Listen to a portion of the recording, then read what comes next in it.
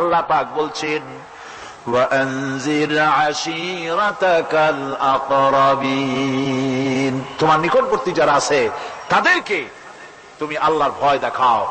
নামাজের জন্য তাদেরকে বলো, আল্লাহর ভয় তাদের অন্তঃকরণের মধ্যে সৃষ্টি করে দাও। আর এই নামাজ পড়তে হবে জামাতের সাথে। নামাজ পড়তে হবে কিছুর সাথে? জামাতের সাথে। রাসূল করিম সাল্লাল্লাহু আলাইহি ওয়াসাল্লাম বলছেন, হুজুরের কাছে আল্লাহর নবীর কাছে হযরতে আবু হুরায়রা রাদিয়াল্লাহু তাআলা আনহু হাদিসটি বর্ণনা করেছেন। হুজুরের কাছে একজন অন্ধ লোক এলো। সেই অন্ধ লোক এসে বললেন, হুজুর আমি তো চোখে দেখি না, জামাতের যে গুরুত্বের কথা আপনি বললেন, আমাকে কি রুখসত দেওয়া যায় নাকি? আমি অনেক সময় সাথী সঙ্গী পাই না, আমাকে কি রুখসত দেওয়া যায় নাকি? হুজুর বললেন, হ্যাঁ তোমাকে রুখসত দেওয়া গেল। অন্ধ যখন হেঁটে যাচ্ছিলেন, নবীজি তাকে আবার ডাকলেন, ডেকে জিজ্ঞেস করলেন, অন্ধ নামাজের মসজিদের আজান কি তোমার কানে যায়? বলে, হ্যাঁ আমি আজান শুনি। হুজুর বললেন, আজানের জবাব দিবা, মসজিদে এসে জামাতে নামাজ পড়বা। একজন অন্ধকে রুখসত দেওয়া হয় নাই। মসজিদে আজান শোনার পর ঘরে বসে যদি নামাজ আদায় করেন, নামাজের হক আদায় হবে না। হুজুর সাল্লাল্লাহু আলাইহি ওয়াসাল্লাম বলেছেন, মসজিদে আজান হওয়ার পর যে ব্যক্তি ঘরে বসে নামাজ পড়ে, আমার ইচ্ছা হয় ঘরটা আগুন দিয়ে জ্বালাই দেই। কে বলতেছেন? রাহমাতুল লিল আলামিন বলতেছেন। রাহমাতুল লিল আলামিন বলতেছেন, ঘরের মধ্যে যদি মেয়ে লোক আর বাচ্চারা যদি না থাকতো, তাহলে আমার ইচ্ছা হয় আমি বলি আগুন দিয়ে ঘরটারে জ্বালায় দাও। এই ঘরের মহব্বতেই তো সে বাইর হয় না। নামাজের এত বড় গুরুত্ব দেওয়া হয়েছে। আমার বন্ধুগণ, এই নামাজের জামাতি আল্লাহর নবী জীবনের শেষ নামাজ জামাতে আদায় করেছেন। জীবনের শেষ নামাজটাও জামাতে আদায় করলেন। তখন তার এমন অবস্থা, এত অসুস্থ, দাঁড়াতে পারেন না, হাঁটতে পারেন না। দুইজন সাহাবীর কাঁধের উপরে ভর করে তারপরে বহু কষ্ট করে মসজিদে গিয়ে নামাজ আদায় করেছেন। খুতবা দিয়েছেন। বললেন, খুতবা দিতে গিয়ে বললেন, আজ থেকে মসজিদ নববীর চতুর্দিকের সকলের দরজা বন্ধ হয়ে যাবে, শুধু আবু বকরের দরজাটা খোলা থাকবে। আল্লাহর নবী বললেন, আল্লাহ রাব্বুল আলামিন এই পৃথিবীতে তার এক বান্দাকে জাগতিক সব সম্পদ দিতে চেয়েছিলেন, কিন্তু সে বান্দা সব জাগতিক সম্পদকে উপেক্ষা করে মাবুদের সঙ্গে দেখা করা বেশি জরুরি, বেশি পছন্দ মনে করেছেন। এতটুকুন কথা নবীজি বললেন, কেউ কিছু বুঝলো না। হযরতে আবু বকর রাদিয়াল্লাহু তাআলা আনহু হুজুরের এই কথা শুনে কাঁদতে কাঁদতে তিনি অস্থির হয়ে যাচ্ছেন। সাহাবীরা চিন্তা করলেন, হুজুর কার না কার কথা বলেছেন, তাতে কান্নার কি আছে? বয়োবৃদ্ধ, জ্ঞান বৃদ্ধ হযরতে আবু বকর রাদিয়াল্লাহু তাআলা আনহু বুঝতে পেরেছেন, এই পৃথিবীর সব সম্পদ তো আল্লাহ হুজুরকেই দিতে চেয়েছিলেন। তিনি সমস্ত সম্পদকে উপেক্ষা করে তার মাবুদের সঙ্গে দেখা করার জন্য প্রস্তুতি নিয়েছেন। তার মানে হলো আল্লাহর নবী বিদায় হয়ে যাবেন, আমরা নবী থেকে এতিম হয়ে যাব। নবীজি ঘরের মধ্যে প্রবেশ করলেন। প্রচন্ড জ্বর এলো। এই প্রচন্ড জ্বর নিয়ে তিনি শুয়ে আছেন, কখনো বেহুশ কখনো হুশ। এর মধ্যে সারা আজান হয়ে গেল। সাহাবীরা বহুক্ষণ অপেক্ষা করে হযরত আবু বকরের ইমামতিতে নামাজ শুরু করলেন। হুজুরের হুশ এলো। প্রশ্ন করলেন, আয়েশা রে, এখন কোন সময়? হযরত আয়েশা বলেন, ইয়া রাসূলুল্লাহি, মসজিদে নববীতে নামাজ শুরু হয়ে গেছে। সাহাবীরা অনেকক্ষণ অপেক্ষা করে আমার বাবার ইমামতিতে নামাজ পড়তেছে সবাই, কিন্তু সাহাবীরা কেঁদে কেঁদে নামাজের মধ্যেই কাঁদতে কাঁদতে অস্থির হয়ে যাচ্ছে। তাদের মনের ধারণা হয়েছে নবীজির পেছনে নামাজ পড়ার কিসমত থেকে তারা মাহরুম হয়ে গেল। নবীজি বলেন, আয়েশা দরজা খুলে দাও, আর আমার মাথাটা একটু উঁচু করে ধরো, আমি একটু নামাজের দৃশ্যটা দেখি। দরজা খুলে দেওয়া হলো, নবীজির মাথা উঁচু করে ধরা হলো। নামাজের জামাতের দৃশ্য দেখে নবীজি আবার শুয়ে পড়লেন। হযরতে আয়েশা লক্ষ্য করে দেখেন নবীজির দুই চোখের কোণা দিয়া পানি পড়তেছে।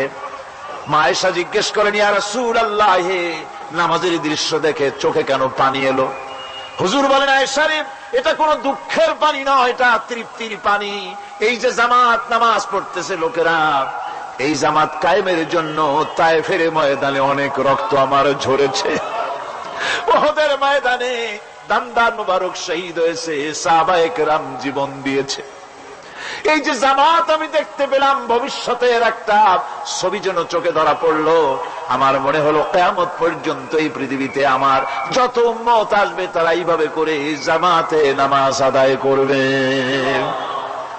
নবীজি মাথার কাছে মালাকুল মউত যখন এসে গেছেন, আমার ভাইরা, এই পৃথিবীতে যত নবীরা এসেছিলেন মৃত্যুর সময় সমস্ত নবীরা শেষ কথা যেটা বলেছেন, হাদিস, সমস্ত নবীরা উম্মতের জন্য মৃত্যুর মুহূর্তে শেষ কথা যেটা বলেছেন সেটা হলো আসসালাত, আসসালাত, নামাজ, নামাজ।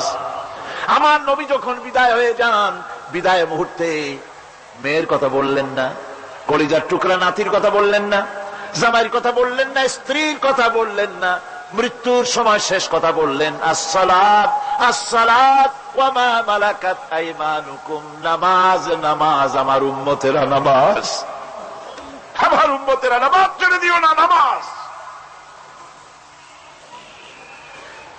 যেই নবী উম্মতের জন্য এত কাঁদলেন, নামাজের জন্য এত কথা বলে গেলেন, আল্লাহ রাব্বুল আলামিন নামাজের জন্য এত নির্দেশ করলেন, নবীজি ইন্তেকালের সময় নামাজের কথা বলে দিলেন, সেই মুসলমান আজ নামাজ আদায় করে না, নামাজ পড়ে তো নামাজ শুদ্ধ হয় না।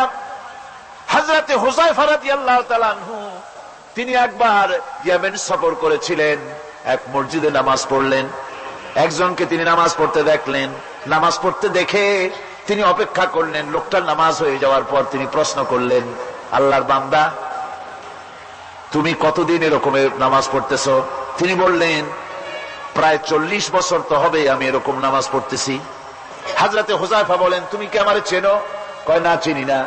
হযরত হুযায়ফা বললেন, আল্লাহর বান্দা শোনো, আমি হচ্ছি আল্লাহর নবী মুহাম্মদুর রাসূলুল্লাহ সাল্লাল্লাহু আলাইহি সাল্লামের সাহাবী হুযায়ফা। ও আল্লাহর বান্দা, তুমি যেভাবে নামাজ পড়েছো এইরকম যদি 40 বছর নামাজ পড়ে থাকো, আল্লাহর কসম করে বলি, নবীজি যে নামাজ শিখাইছেন তোমার সে নামাজ হয় নাই, রাসূলুল্লাহ নামাজ হয় নাই। নামাজ পড়লেই হবে না, রাসূলুল্লাহ বলেছেন, সাল্লু কামা রাআইতুমুনি উসাল্লি, নামাজ পড়ো সেইভাবে যেভাবে আমারে পড়তে দেখো। বিশ্বাস করুন ভাইরা, নামাজ যদি না হয়, হরতাল করিয়া, মিছিল করিয়া, বিক্ষোভ করিয়া, যে কোন আন্দোলন করে ইসলামকে বিজয়ী করা যাবে না যতক্ষণ পর্যন্ত নামাজ সহি না হবে। নামাজ হচ্ছে ফাউন্ডেশন, নামাজ নাই কিচ্ছু নাই। ঠুকঠাক করে 2টা সেজদা দিয়ে উঠে যাবেন, আপনার ইসলামী আন্দোলনের 4 পয়সার দাম নাই। নামাজ আগে, জিহাদের ময়দানেও নামাজ, যেখানে আছেন ওখানেই নামাজ পড়তে হবে, আর তা পড়তে হবে আদবের সাথে, মুহাব্বতের সাথে। আপনারা বিরক্ত হচ্ছেন না তো? হাদিস শরীফ থেকে শোনাচ্ছি, আল্লাহর নবী এক জিহাদ থেকে ফিরে এসেছেন, রাত কাটাচ্ছেন, শিবির তাবু গেড়েছেন, কয়েকজনকে পাহারার দায়িত্ব দিলেন, রাতের বেলায় পাহারা দিতে, বাই রুটেশন, 2 জন ঘুমাবে, 2 জন পাহারা দেবে। 2 জনের ভাগ্যে পাহারা পড়লো রাত 12টার পরে, পাহারা দিতেছেন। 2 জনের একজন বলল, 2 জন জেগে না থেকে আমরা একজন ঘুমাই, একজন পাহারা দেই, কোন অসুবিধা হলে আমার উঠায় দিও। বলে ঠিক আছে। একজন ঘুমায় গেল, একজন পাহারা দিতেছে। তিনি আবার মনে করলেন, খামোখা দাঁড়ায় না থেকে সময়টা নামাজের মধ্যে কাটায় দেই। তিনি নামাজ পড়া শুরু করে দিলেন। দুশমন এসে গেছে, দুশমন দূরে দেখতেছে, একটা গাছের মতো দেখা যায়, অন্ধকারে মানুষ না গাছ বোঝার জন্য তীর নিক্ষেপ করলো। তীরটা এসে তার বাম হাতের ভিতরে বাহুতে ঢুকে গেল, নামাজ ছাড়লেন না। এরপরে দুশমন আরেকটা তীর মারলো, সেই তীরটার ডান বাহুতে লেগে গেল। সাহাবী তাড়াতাড়ি রুকুতে গিয়ে নামাজ আদায় করলেন। আর ওই দুশমন বুঝতে পারলো যেটা মানুষ, দুশমন দৌড় দিল। নামাজ শেষ করে সাথীকে উঠালেন, সাথী উঠে দেখে 2 দিকে 2 তীর বসানো। ভাই, তোমার গায়ে তীর কেন? বললেন, আপনি যখন ঘুমায় গেলেন আমি ভাবলাম খামোখা দাঁড়ায় থেকে সময় নষ্ট না করে সময়টা নামাজের মধ্যে কাটাই। নামাজ পড়তেছিলাম, তীর আসতো বাম দিকে, কিন্তু নামাজে এত মজা পাচ্ছিলাম তেলাওয়াতে, তীর ঢুকেছে আমি খেয়াল করি নাই। আবার আর একটা তীর ঢুকেছে, আমি খেয়াল করি নাই। দ্বিতীয় তীরটা যখন ঢুকলো, মনে মনে ভাবলাম তৃতীয় আর একটা তীর এসে যদি আমার বুকের মধ্যে ঢুকে যায় আর আমি যদি শহীদ হয়ে যাই, নবীজি আক্রান্ত হয়ে যাবেন, এই চিন্তা না আসলে জীবন গেল নামাজ ছেড়ে দিতাম না। আমার জীবনটা গেল নামাজ ছেড়ে দিতাম না, এত মজা লাগতেছিল। নামাজ, নামাজ, এই নামাজ হচ্ছে মুসলমানদের সবচেয়ে বড় জিনিস। নামাজ হয় না, নামাজ যত পড়া হয় অধিকাংশ নামাজ হয় না। নামাজের ভিতরে তাদিল আর কান, তাদিল করা ওয়াজিব। যতক্ষণ দাঁড়িয়ে থাকবেন, রুকুতে থাকবেন, যতক্ষণ দাঁড়ায় থাকবেন ততক্ষণ অন্তত এক তাসবিহ পরিমাণ তো বটেই। যদি তা না হয়, রুকুত থেকে দাঁড়ালেন, সেজদায় চলে গেলেন, ওয়াজিব তরক হলো। সো সেজদা দিলেন না, নামাজ ফাসেদ হয়ে গেল, নষ্ট হয়ে গেল নামাজ। এটা পাগলামি না, নামাজ সহিভাবে আদায় করতে হবে। নামাজ থেকে দাঁড়াবেন, রুকুত থেকে দাঁড়ায় গেলেন, বলবেন রব্বানা লাকাল হামদ। কোন রব্বানা লাকাল হামদ হামদান কাসীরান তাইয়িবান মুবারাকান ফীহি। একজন সাহাবী এই দোয়াটা পড়ছিলেন। নামাজ শেষ করে আল্লাহর নবী প্রশ্ন করলেন, নামাজের ভিতরে অতিরিক্ত এই কথাগুলি কে বলেছ? সাহাবী ভয় পেয়ে গেলেন। ভয় ভয় তিনি বললেন, হুজুর আমি বলেছি। হুজুর বললেন, তুমি জানো না আমি নবী, তুমি নবী না, আমি যা দেখি তুমি দেখতে পাও না। তুমি যখন এই দোয়াটা পড়তেছিলে আমি লক্ষ্য করেছিলাম আল্লাহর রহমতের ফেরেশতারা প্রতিযোগিতা করতেছিল তোমার আমল নামায় কে কত বেশি নেকি লিখবে। রুকুতে দাঁড়ায়া এটা পড়বেন, সেজদায় চলে যাবেন, দুই সেজদার মাঝখানে ততক্ষণ বসে থাকবেন যতক্ষণ একটা সেজদার ভিতরে ছিলেন। পড়বেন আল্লাহুম্মা গফিরলি ওয়ারহামনি ওয়াহদিনি ওয়াআফিনি ওয়ারযুকনি। নামাজের মধ্যে দোয়া করতেছেন, আল্লাহ আমারে ক্ষমা করে দাও। সব দোয়া সব হুজুরের। আমাকে ক্ষমা করো, আমাকে হেদায়েত দাও, আমাকে সুস্থ করো, আমাকে রহম করো, আমাকে রিজিক দাও। কও সুবহানাল্লাহ। নামাজের ভিতরে দোয়া কবুলের সময়, নামাজের সেজদার ভিতরে দোয়া কবুল হয়। এইভাবে করে রাসূল করিম সাল্লাল্লাহু আলাইহি ওয়াসাল্লামের নামাজটা কেমন হাক্কানি উলামাদের কাছ থেকে জেনে নেবেন। যেহেতু হুজুর বলেছেন সাল্লু কামা রাআইতুমুনি উসাল্লি, নামাজ পড়ো সেইভাবে যেভাবে আমাকে পড়তে দেখো। মদিনায় হিজরত করার পর রাসূলুল্লাহ সাল্লাল্লাহু আলাইহি ওয়াসাল্লাম কাফেরদের সাথে অনেকগুলো যুদ্ধে লিপ্ত হয়েছিলেন। তার মধ্যে উহুদের যুদ্ধে তিনি তার আপন চাচা হযরত হামজা রাদিয়াল্লাহু তাআলা আনহুকে হারান। ওয়াহশীর হাতে নির্মমভাবে শহীদ হন তিনি। ওয়াহশী পরবর্তীতে অনুতপ্ত হন। আসুন শুনি সে কাহিনী। হুজুর সাল্লাল্লাহু আলাইহি ওয়াসাল্লাম ফতহ মক্কার দিনে সকলকে ক্ষমা করে দিয়েছিলেন, কিন্তু 5 জন নারী আর 6 জন পুরুষ সম্পর্কে বলেছিলেন এদেরকে যেখানে পাও সেখানে হত্যা করো। এর মধ্যে ওয়াহশী একজন। ওয়াহশী বুঝতে পেরেছি মুহাম্মদ সাল্লাল্লাহু আলাইহি ওয়াসাল্লাম আল্লাহর রহমত, করুণার নবী, দয়ার নবী, তার কাছে যদি আমি যেতে পারি তাহলে তিনি আমার সম্পর্কে, যদি তার সামনে যেতে পারি তাহলে তার কঠোর মনোভাব আমার প্রতি নরম হয়ে যাবে। এই মনে করে সাহাবায়ে কেরামদের চোখ এড়ায়া তিনি হুজুরের সামনে গিয়ে হাজির হয়ে গেলেন। হুজুর তাকে দেখি বললেন, তোমার নাম না ওয়াহশী? তিনি বললেন, হ্যাঁ আমার নাম ওয়াহশী। হুজুর বললেন, তুমি আমার চাচাকে শহীদ করেছো। ওয়াহশী বললেন, জাহালাতের কারণে তা করেছি। হুজুর বললেন, কেমনে শহীদ করেছো আমার চাচাকে, আমার একটু শোনাও। ওয়াহশী বলতে লাগলেন, আমি বল্লম দিয়ে হযরতে হামজার শরীরকে এফোড় ওপড় করে দিয়েছি, তারপরে তার বুককে খঞ্জর দিয়ে ফেরে বুকের ভিতর থেকে কলিজাটা বের করে নিয়ে আমি হাতে দিয়ে দিয়েছি হেন্দাই কলেজা চিবিয়ে চিবিয়ে খেস। রাসূল পাক সাল্লাল্লাহু আলাইহি ওয়াসাল্লাম, হাদিস শরীফে এসেছে, ওয়াহশীর বর্ণনা যখন তিনি শুনতেছিলেন রাসূলের চোখ থেকে তখন পানি পড়ে দাড়ি মোবারক ভিজে ভিজে পড়তেছিল। ঘটনা শোনার পর রাসূলুল্লাহ বললেন, ওয়াহশী তুমি কি চাও? ওয়াহশী বললেন, আমি ইসলাম কবুল করতে চাই। হুজুর তাকে মুসলমান বানালেন। বললেন, তুমি মুসলমান হলে কিন্তু সব সময় তুমি আমার সামনে আসবে না, তার কারণ তোমাকে দেখলে পরে আমার মনের ভিতরে আমার চাচার কথা মনে উঠে যাবে। আমি আমার আব্বাকে পাই নাই, আব্বার স্নেহ যত্ন আমার কিসমতে তেমন হয় নাই। আমার চাচা হামজা আমাকে পিতাগত করে আমাকে স্নেহ করেছে, তোমাকে দেখলে পরে তার কথা মনে পড়বে, সুতরাং তুমি সবসময় আমার সামনে আসবে না। ওয়াসি সেদিন শপথ নিয়েছিলেন, রব্বুল আলামিন আমি জাহালাতের কারণে যেই বল্লম দিয়ে ইসলামের একজন শ্রেষ্ঠ সন্তানকে আমি শহীদ করে ফেলেছিলাম, আমি বুঝতে পারি নাই, ওই বল্লমটা আমি হেফাজতে রেখে দিয়েছি। তুমি আমার এই দোয়া মঞ্জুর করো, আমি যেন এই বল্লম দিয়ে এই পৃথিবীর নিকৃষ্ট ইসলামের কোন দুশ্মনকে যেন আমি শেষ করে দিতে পারি। আল্লাহ পাক দোয়া তার মঞ্জুর করে নিলেন। মুসাইলামা কাযযাবের বিরুদ্ধে হযরত আবু বকর সিদ্দিক রাদিয়াল্লাহু তাআলা আনহু যে বাহিনী পাঠালেন, হযরত ওয়াসি সেই বাহিনীর মধ্যে ছিলেন। আর তিনি সেই বল্লমটা দিয়া, যে বল্লম দিয়ে তিনি হযরত হামজাকে শহীদ করেছিলেন, সেই বল্লমটা দিয়েই ইসলামের নিকৃষ্ট শত্রু মুসাইলামা কাযযাবকে দুনিয়া থেকে তিনি বিদায় করে দিলেন। আমার ভাইরা, রাসূল পাক সাল্লাল্লাহু আলাইহি সাল্লামের ইন্তেকালের পর এ পর্যন্ত নবুয়তের যারা দাবি করেছে, এক হিসাবে জানা গেছে 28 জন দাবি করা হয়ে গেছে। রাসূল বলেছেন আমার পরে 30 জন মিথ্যেবাদী নবুয়তের দাবি করবে। কতজন করবে? হয়ে গেছে, বাকি আছে কত? এর মধ্যে গোলাম আহমদ একজন। গোলাম আহমদ দাবি করল যে আমি নবী। তার অনেকগুলি বই কিতাব সে লিখল। বইয়ের মধ্যে এক জায়গায় সে লিখেছে, তার বইয়ে এক জায়গায় লিখেছে যে আমি স্বপ্নে দেখলাম আল্লাহ আমার সামনে উপস্থিত।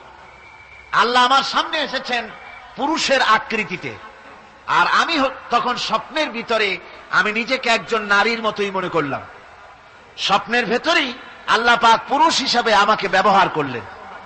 আমি স্বপ্নের মধ্যেই গর্ভবতী হলাম এবং স্বপ্নের ভিতরে আমি গোলাম আহমদ মসিহে রূপান্তরিত হয়ে গেলাম। নাউযুবিল্লাহি মিন যালিক।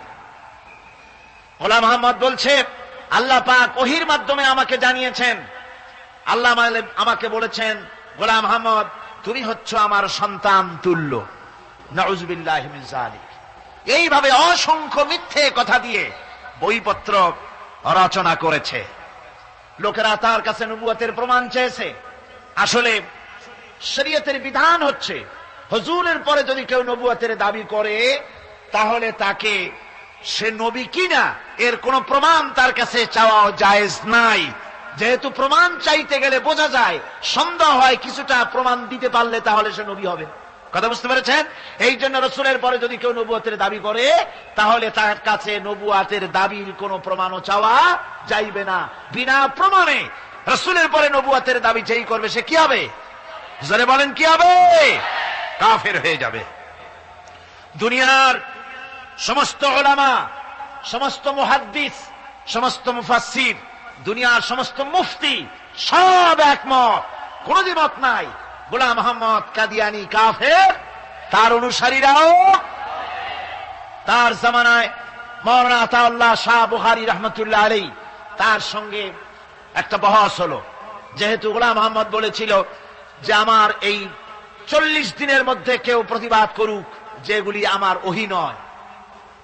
হযরতে মাওলানা আতাউল্লাহ শাহ বুখারী রাহমাতুল্লাহ আলাইহি সেই যুগের একজন শ্রেষ্ঠ আলিম, তিনি বললেন আমি তোমার কাছে কোনো প্রমাণ চাই না তুমি নবী কিনা। আমি জানি তুমি মিথ্যেবাদী, তবে তোমাকে বলতে হবে তুমি এই শক্তি কোথায় পেলে। গোলাম আহমদ বলল কোরআন শরীফই আছে আমার এই শক্তির উৎস। কোথায়?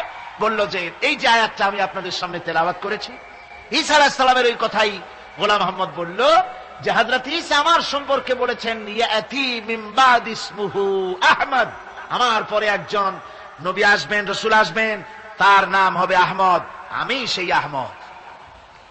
মাওলানা আতাউল্লাহ বুখারী বলছেন তোমার নাম তো আহমদ না, তোমার নাম হচ্ছে গোলাম আহমদ। তার অর্থ হলো হযরত ঈসা আলাইহিস সালাম যে আহমদের কথা বলেছেন তুমি সেই আহমদের গোলাম। গোলাম আহমদ বললেন দেখুন আমার নামের প্রথম শব্দ গোলাম, এটা হচ্ছে আমার লকব। আমি আমার নামের লকবটা ছেড়ে দিলাম, বাদ দিয়ে দিলাম, আর ব্যবহার করব না।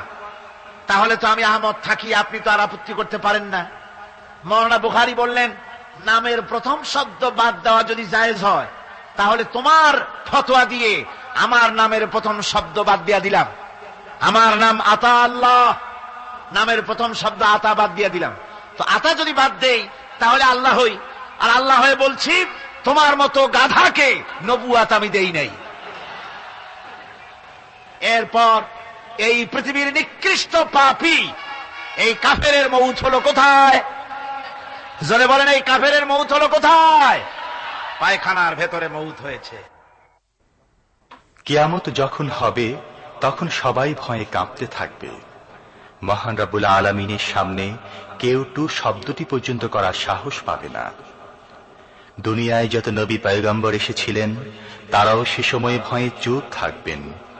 কেবলমাত্র আল্লাহর অনুমতি সাপেক্ষে সেদিন বিশ্বনবী রাহমাতুল্লিল আলামিন রাসূলুল্লাহ সাল্লাল্লাহু আলাইহি ওয়াসাল্লাম তার উম্মতের জন্য শাফায়াত করার সুযোগ পাবেন।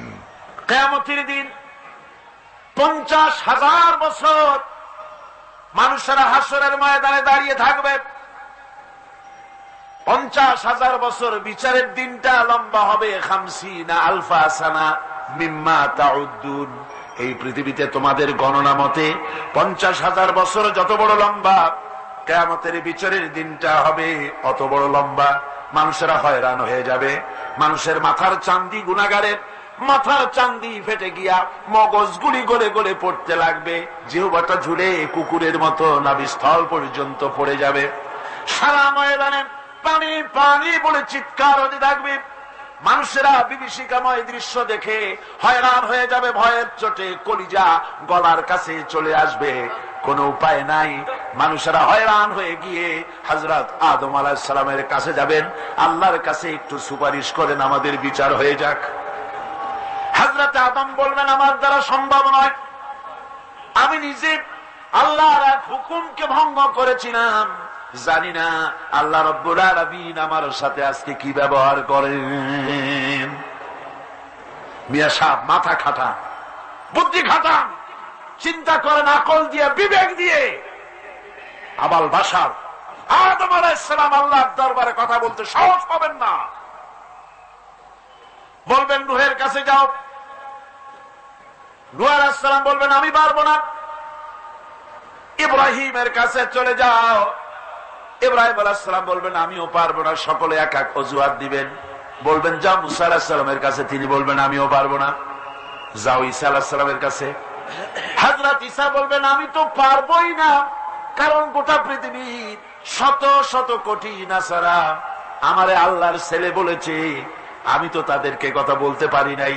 জানি না আজই হাসরের ময়দানে আল্লাহ রাব্বুল আলামিন আমার সাথে কি ব্যবহার করেন। তবে আমি একটা পরামর্শ দিতে পারি, আল্লাহ রাব্বুল আলামিনের দরবারে আজকে কেবল কথা বলতে পারবেন বিশ্ব নবী জনাবে মুহাম্মদুর রাসূলুল্লাহ সাল্লাল্লাহু আলাইহি ওয়াসাল্লাম। হাসরবাসীরা তার কাছে যাবেন। নবীজি মাকামে মাহমুদে আল্লাহর দরবারে সেজদায় পড়ে যাবেন। এই সেজদায় কত কাল চলে যাবে আল্লাহ পাক ভালো জানেন। সেজদায় পড়ে শুধু কাঁদতেই থাকবেন।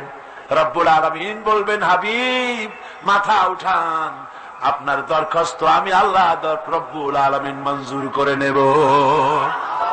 সুবহানাল্লাহ ওয়া বিহামদিহি।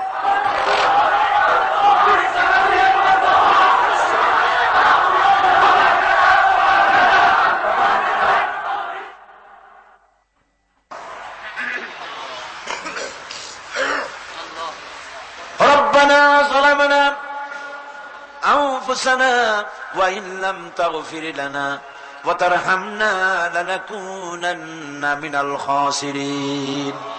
সবাই পড়েন আমার সাথে, রব্বানা যালামনা আনফুসানা ওয়া ইন লাম তাগফির লানা ওয়া তারহামনা লানাকুনান্না মিনাল খাসিরিন। রব্বুল আলামিন লক্ষ লক্ষ জনতা নিয়ে ঢাকা শহরের প্রাণ কেন্দ্রে আউটার স্টেডিয়ামে পল্টনের ময়দানে কোরআন শরীফের 3 দিন তাফসীরুল কোরআন মাহফিলের শেষ দিনে গুনার বোঝা মাথায় নিয়ে কোরআন শরীফ সামনে নিয়ে আল্লাহ তোমার দরবারে ভিক্ষুকের মতো দুটি হাত আমরা তুলে ধরেছি। রব্বুল আলামিন এই 3 দিন আমরা যারা কথা বলেছি, আমরা মানুষ, কথার মধ্যে যদি কোনো ভুল ত্রুটি হয়ে থাকে আল্লাহ দয়া করে আমাদের ভুল ত্রুটি মাফ করে দিয়ে পূর্ণ সওয়াব এনায়েত ফরমাও। রব্বুল আলামিন তুমি দয়া করে এই 3 দিনের মাহফিলে যত সওয়াব দান করবা মেহেরবানি করে তা হাদিয়া স্বরূপ আমাদের বিশ্বনবী কিয়ামতে আমাদের সুপারিশকারী, আমাদের প্রিয় নবী রাহমাতুল লিল আলামিন জনাবে মুহাম্মদ রাসূলুল্লাহ সাল্লাল্লাহু আলাইহি ওয়াসাল্লামের রূহ মুবারকে পৌঁছায় দাও।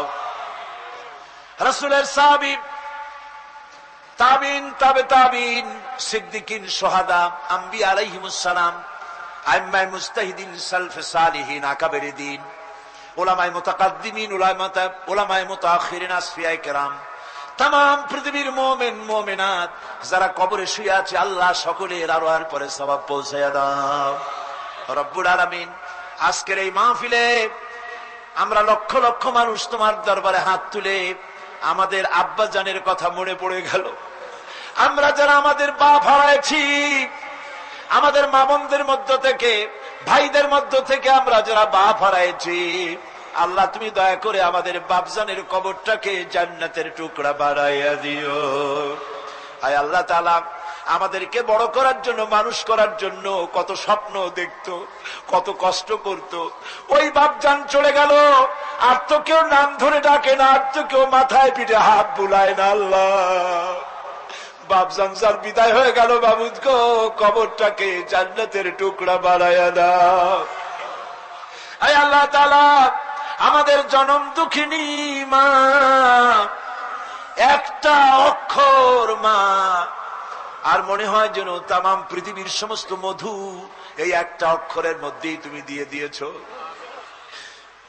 10টা মাস ধরে মায়ের পেটের ভিতরে বসে মাকে কষ্ট দিয়েছি।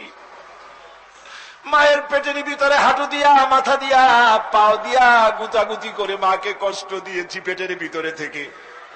ডেলিভারি করার সময় মা প্রচন্ড কষ্ট পেলেন। আয় আল্লাহ, তারপরে বুকের রক্ত চুষে চুষে বুকের দুধটা 2-2.5 বছর খেয়েছি। মায়ের কোলে থেকে মাকে পেশাব পায়খানা করে মায়ের কাপড় চোপড় নষ্ট করেছি। কোনদিন বিরক্ত হয়ে একটা আছাড় দেয় নাই, একটা থাপ্পড় মারে নাই। আয় আল্লাহ, ক্ষুধা পেটে মা খেতে বসেছে, মায়ের কোলে বসে বাচ্চা পায়খানা করেছে। মা রাগ করে ছেলেকে থাপ্পড় মারে নাই, ভাতের খাবারটা ঠেলে রেখে বাচ্চাটারে পায়খানা সাফ করে নিজে আবার কাপড় পাল্টাইয়া ছেলেটার মুখে চুমা দিয়া আবার খাইতে বসেছে। এইভাবে করে মাকে নির্যাতন করলাম। ওই মা যাদের বিদায় হয়ে গেছে, আল্লাহ মায়ের কবর জান্নাতের টুকরা বানাইয়া দাও। রব্বির হামহুমা কামা রব্বায়ানি সগীর। সবাই বলেন আমার সাথে, রব্বির হামহুমা কামা রব্বায়ানি সগীরা।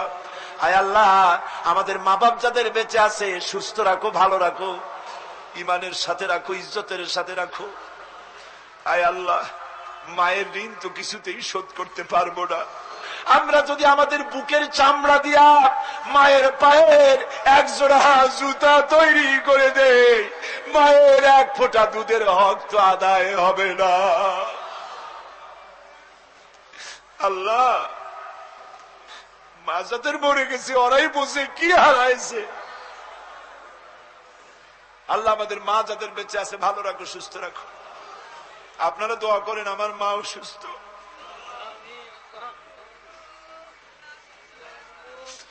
আল্লাহ, মাকে সুস্থ করে দাও। ربنا تقبل منا إنك أنت السميع العليم وتب علينا إنك أنت التواب الرحيم سبحان ربك رب العزة عما يصفون وسلام على المرسلين الحمد لله رب العالمين واجعل آخر كلمة عند الموت لا إله إلا الله محمد رسول الله. السلام عليكم ورحمة الله.